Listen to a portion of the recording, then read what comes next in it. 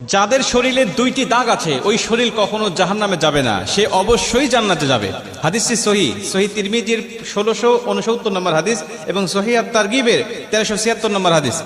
হযরত আবু উমামা রাদিয়াল্লাহু তাআলা আনহু হাদিসটা বর্ণনা করেছেন। রাসূল সাল্লাল্লাহু আলাইহি ওয়াসাল্লাম বলেন, যাদের শরীরে দুইটা দাগ আছে এবং যাদের শরীর থেকে 2 ফোঁটা তরল পদার্থ নির্গত হয় ওই শরীর কখনো জাহান্নামে যাবে না, সে অবশ্যই জান্নাতে যাবে এবং আল্লাহ পাকের কাছে এই শরীরটা সবচেয়ে প্রিয় শরীর। রাসূল সাল্লাল্লাহু আলাইহি ওয়াসাল্লাম বলেন, 1 নম্বর দাগ হলো যে ব্যক্তি জিহাদের ময়দানে আল্লাহকে খুশি করার জন্য, আল্লাহর দ্বীন কায়েম করার জন্য অথবা আল্লাহর সন্তুষ্টির জন্য যে ব্যক্তি বাতিলের মোকাবেলা করতে গিয়ে শত্রু পক্ষের আঘাতে তার শরীরে ছোট্ট একটা দাগও যদি বসে যায়, এই দাগটা কিয়ামতের ময়দানে সুপারিশ করে বা এই দাগটা থাকার কারণে কিয়ামতের ময়দানে আল্লাহ পাক তাকে জান্নাতে দিয়ে দিবে। নবীজি সাল্লাল্লাহু আলাইহি ওয়াসাল্লাম বলেন, 2 নম্বরে ফরজ ইবাদত সমূহের কোন একটি দাগ যদি তার শরীরে দেখা যায়, যেমন নামাজ পড়তে পড়তে সেজদা দিতে দিতে কপালে